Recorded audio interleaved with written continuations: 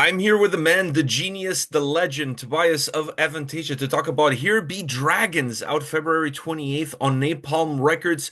First of all, thank you very much for taking the time. How are things with you? Thank you for taking the time to talk to me about my effort. Um, Everything's perfect right now. Very busy these days because we're preparing the tour, giant tour coming up with a big stage production. That is very time consuming to set up. And in between, I'm talking about the new record. So yeah, everything's good. Not exactly. I can't be lazy these days, but it feels good. It's good stress. So let's talk about this record because based on what Moonglow and Moonflower had sound-wise and experience-wise, I was expecting this one to kind of go into the same direction, considering the title Here It Be Dragon. So I was expecting something similar to that. But that's not quite what I got. I got an album that it was a lot easier for me to listen to engage with, to not feel overwhelmed by the overall experience. So almost a little bit more straightforward. At least that's my experience listening to it. Uh, did you feel the need to maybe reset following those very two demanding albums? Subconsciously, maybe. I mean, I didn't make a plan. This album came together very spontaneously, as it usually happens with me. I don't plan things. I'm a very chaotic person. There's no painting by numbers, whatever I do. Um, I believe that after those last two records, which were introspectives, I would say, which were very personal. I mean, very melancholic, and I had to process several things. It was a difficult time for me mentally, and I had to process that. Um, and once it was done and those things were off my chest, I was a blank canvas again. And for this new record, I even abandoned the idea of delivering a rock opera. Avantasia had fallen into that metal opera, rock opera genre, and we were firmly placed in there and caught in there in a way. And um, oftentimes doing a conceptual album can be a guidance, it can be a guideline, it can be a backbone and give you an orientation.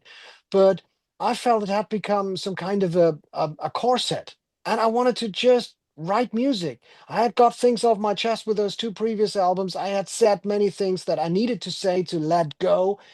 And now here I was, I wanted to focus on songs and write song driven, write as almost as if I would write for a band and just focus on the songs, not even worrying, okay, this song has to be for this singer. I'm going to write a song for this singer. No, I said to myself, I'm going to just throw myself into the work process and just create music and see who's going to sing that music afterwards, but just focus on doing the the songs. And I think that's why it's a very song driven album. It sounds very cohesive, and I had the confidence that this would be an Avantasia album and a typical Avantasia album with all the trademarks.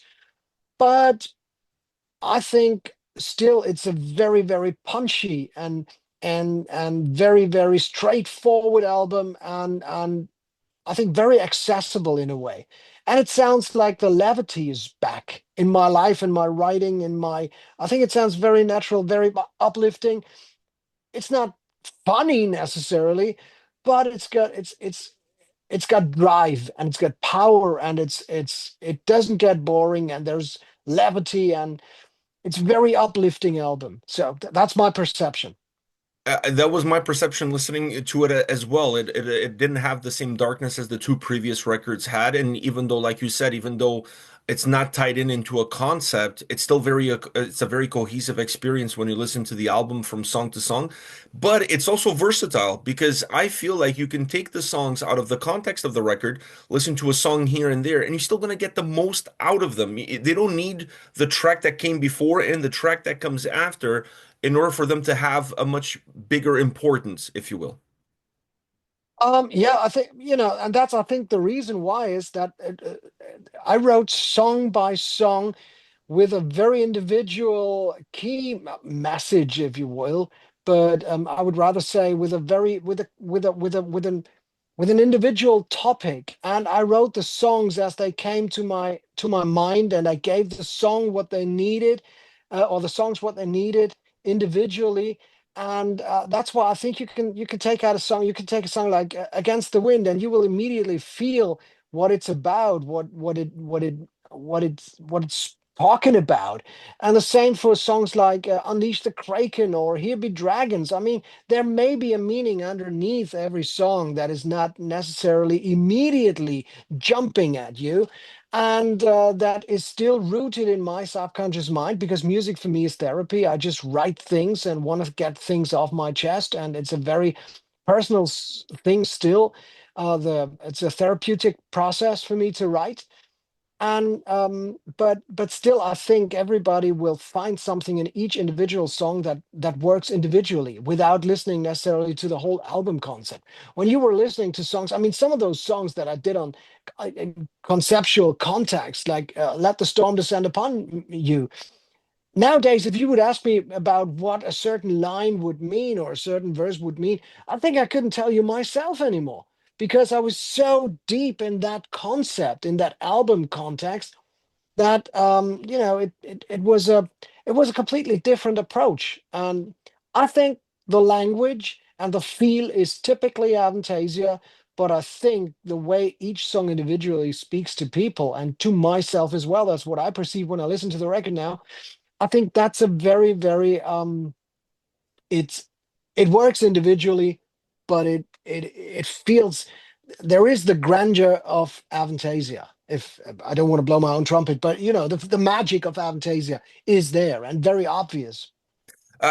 For me, I felt exactly the same because considering how demanding, maybe mentally in terms of how you process the previous two records, I was a little bit worried of getting into this one, and I'm like, I don't know if I'm ready for a third one where I'm gonna have to going into these deep cavernous paths that exactly that you're putting us through. And then the first track that I heard was the one with Tommy from Camelot, and I was like, wow, this is uplifting. This is intriguing. Like, and then when I listened to the whole record, I was like, wow, this is a fun album to listen to, which actually gave me this arena rock, like 80s arena Yeah, rock vibe to it. Are you a big fan of that era of metal and rock? absolutely. That's all I'm about. Yeah. Well, it's I grew up in the 80s. I mean, I grew up in the 90s as well. I grew up in I grew up all those in every era of those 47 years, the recent 47 years. But the 80s were definitely a very important era of music for me. That's when heavy metal made its biggest steps, and I think that's when pretty much everything was said that we we take up now and keep pushing, because Ozzy Osbourne, Def Leppard, Dio, Halloween, Iron Maiden. I think everything was said. Those bands said everything. There's nothing new has been added. At least nothing new that makes me very crazy about music these days. There are some good bands who play that kind of style and who added their own little things to it, and which I appreciate. A band like Heat, band like Camelot. They are very unique as well. And there have been Rhapsody and Stratovarius. There have been bands after the 80s who did something very unique, but still, the 80s were the it was also the day and age when music was not labeled so crazy in such a crazy way, because today it's just like it's this label versus this label, and this genre is versus this, and is it speed metal? No, it's power metal. I don't think it's power metal. I think it's heavy metal. No, I think it's classic metal. It's Oh, you make me seasick. Back in the day, it was Monsters of Rock, and the lineup of Monsters of Rock contained bands like AC/DC and Magnum and Dio and Whitesnake and Slayer and Halloween and Van Halen. Yeah, and it was all, everybody could coexist peacefully and entertain the same group of 60,000 people in front of that stage, and everybody was happy. Well, not everybody. Sometimes they were throwing shit on stage, but most of the time they were happy with whatever, even with a diversity that they were getting. And that's the day and age. I mean, those days were, for me, the coining days. That was what got me into this type of music. I never sat at home and said, Not sure if I'm gonna listen to this record because I don't know if it's classic rock, hard rock, or rock. No, I don't care. I don't. It's so.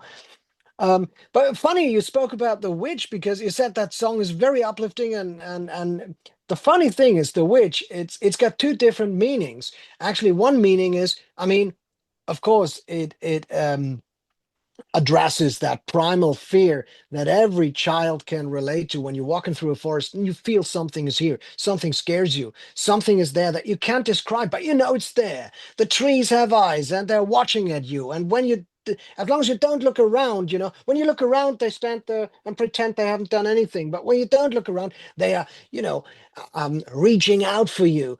And that feeling, that primal feeling that every child can relate to, that was something I processed in The Witch when the song came together when I was walking through an autumn forest, and it was an eerie atmosphere, foggy and dark and murky. But the song actually speaks about depression because it's a feeling that, in a similar way, you cannot really describe it. You will have people next to you and say, "Oh, don't worry, everything is fine. There is nothing to worry about. You should be a happy person. What you feel is a figment of your imagination." No, as soon as I feel a feeling is very real, you may not feel it, but still somebody else may have that feeling and it's real, it exists, and it drives you nuts no matter if somebody else says, "Don't worry, it's not there." Yes, it is there. It is there, and that's one aspect of your own imagination and how your brain and emotions work, and that's what most of my music is about. But so The Witch can be just an easygoing, entertaining horror movie, but it also addresses a slightly different topic. I think it's the most entertaining, uplifting song that talks about depression. So let's just let's just put it that way, because it had a Okay. little bit of like an Evil Dead vibe to it, which is like horror but comedy together, which creates this more uplifting or this light-hearted way of looking at something dark. I want to talk to you about Phantasmagoria because it's my favorite song on the record. It really speaks to me. That track like really speaks to me. What was the background of that song? Lyrically, I mean, See, yeah, yeah. see. Oh, Portuguese now. Yeah. Um, it's it's got also two different levels. I mean, the lyric actually it's describing a scene from one of those classic 1920s 20s phantasmagoria or magic shows where entertainers, magicians or show magicians were trying to entertain their spectators and their audiences by doing magic tricks that were back in the day mostly connected to occultism, and he's raising Kala, raising the dead, or Thurston, the great magician, talking to the diseased ones, and those kinds of things, and that goes back. That is rooted in the magic lantern shows back in the 18th century, where they were trying to create illusions. Illusionists trying to entertain people, uh, just like they would later do with horror movies. But back then, people did not know what to think, because all of a sudden they saw an illusion. It was very, very childish from today's perspective, but they saw an illusion and they were scared and they thought, "Oh, there's a ghost." No, it was just a light trick. Um, so it's speaking about that and about how your perception perceives things again, and how something you perceive and that has an effect on your subconscious mind, that if it affects your emotions and your feelings and it changes your well-being or your condition in a certain way, it is not just fantasy anymore.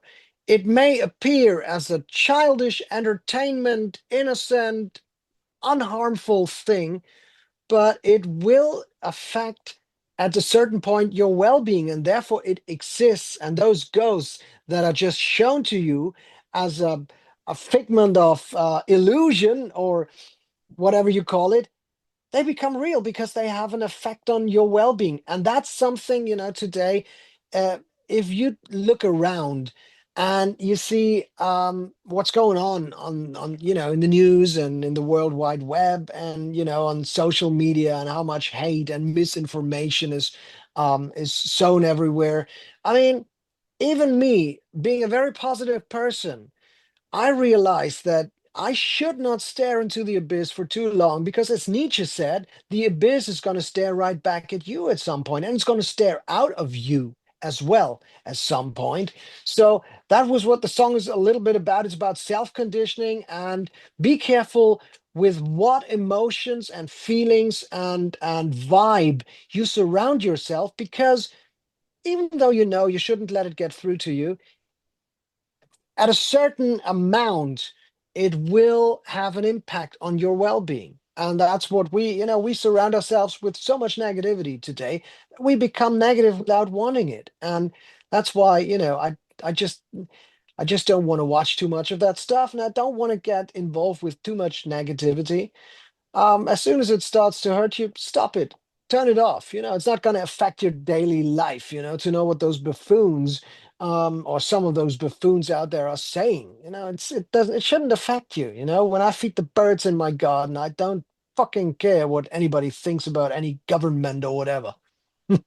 Great way to look at life. I do exactly the same thing. I try to stay away from social media and all of that nonsense. I even stop watching the news because it's just it creates a spiral that once you start to spin around in that spiral, it's very hard to get back out of it. Now, something that doesn't create a negative spiral is all the amazing musicians, guest vocalists that you've worked with over the years. I want to talk about one very special to me. That's Adrienne Cohen. She's a friend of mine. I've been listening to Seven Oh, Spires since their debut record, so I've known them for years and years and years. Once again, she's on an Avantasia record. What do you see in her voice that makes her such a special and unique artist? her voice is absolutely absolutely colorful. She can pull off any kind of singing. I mean, she got into Avantasia in 2019 when we needed an additional backing singer after we just lost one. I mean, after one just quit. So we needed somebody new. And Sasha said, I have this terrific singer. She's out of this world. She's going to do the tour. I didn't know her. I just met her briefly, I think, on one of the previous tours in New York. And she came in and she was just, she said, okay, yeah, if I shall do. It was we had a song sung by Mila Petrosa of Creator, who was not on the tour. So she said, yep, I can give it a shot. And she sang it. And if you closed your eyes, you thought Mila was belting it out. And it was just like, holy shit, what is that? It was out of this world. And the next song she was singing was, I think, Farewell, or back then Moonglow, and she was singing like a nightingale. And then she was singing extremely high stuff, and she could sing literally everything. And she's also a great stage presence, and I think she's become even way better than she already was back then as a stage person. And she's absolutely wonderful singer. And it was I wanted to, I wanted that voice, and having such a great voice in our family. I wanted to, I wanted that to work for Avantasia, or work in favor of Avantasia. I wanted to play that card in favor of Avantasia, because she contributes so much class to whatever she does, and whatever she's part of. So yeah, I love Adrian. She's amazing. She's out of this world. She's super diverse. And she's a, it's we have so many singers, and they're all very different, and they all have something, they all bring something unique to the game. For example, our two female singers in the background who also sing lead vocals, also Chiara Tricarico, they they complement each other so in such a great way. They're completely different characters, and they wrap their voices around each other, and it's just I'm absolutely I'm the happiest band leader, or whatever you call it, conferencier in the world, to be to be allowed to work with so much talent. Adrian is not a typical. I mean, I don't know how to say it, but Adrian and Chiara, they're so different. Chiara sings the way that is more in a very good way, a common in our kind of classic folk metal or area. You know, a song like Farewell. Chiara is absolutely fantastic doing such a kind of vocal part. She's amazing at that. And Adrian complements that. She brings something completely different to the game that was out of my imagination. It existed before Adrian was in the band. So it's just wonderful. I'm a blessed man to be working with so much talent. And then the third lady, Herbie, standing back in the middle. Herbie, I'm sorry for that. They're also, you know, we have so much diversity, so much quality and diversity. I love it. One last quick question for you, and that is with the album coming out February 28th, I know you guys are going to be busy in Europe. At any point in time, are you thinking of bringing Avantasia Here Be Dragons tour to North America? I really hope it's going to work. I mean, I have to be honest with you that in 2019 we did it. We did a brief tour. I think it was just 10 days, 5 shows, I think, in North America, and I lost an Italian sports car. Well, not the money equivalent to what it would have, you know. So for 5 shows, it was absolutely. This is a juggernaut and such a huge production, and it's the production has become much bigger. This new tour is going to bring a a giant production. But I know there is demand in the US and also in Canada. I know that we have fans there, and I want to play for them, and we just got to find a brave promoter who says, okay, I'm going to lose a bit of money in the first couple of years, but we're going to make this juggernaut really big in the US. And who's going to throw his money at us and me? And, and then it's going to work. You know, I really hope it's going to work. Let's cross fingers. But I have no idea. I also have no idea how things are going to turn out now, because you know, I don't know how it's going to be for a foreigner to be touring. I mean, it wasn't exactly easy last time we came in 2019. Well, I think it doesn't get necessarily easier because you don't want any musician from different countries. I don't say you personally, but musicians from different countries to come into your country and make money. So so that's a bit of a. I don't know how this is going to work out, but you know, I'm open for it and I want to do it because we get so many lovely fans, and so let's cross fingers. It's going to happen next year or something. I Yeah, yes. really hope. I haven't given up hope yet. Sending positive vibes into the universe in hopes that it happens. Absolutely. And I agree with you. It's very expensive these days. All the costs involved makes things really Yeah. tough. And then for Avantasia with all that production, then that increases the level of difficulty even higher. Tobias, thank you very much for your time. It's an absolutely pleasure and honor to speak with you again about another Avantasia record. Phenomenal album. It has two thumbs up for me, whatever that is worth. And I hope you have a wonderful tour in Europe and much success with the record. Thank you very much. Thank you very much, and hope to see you in the States. Take care. I hope. Take care. Bye bye.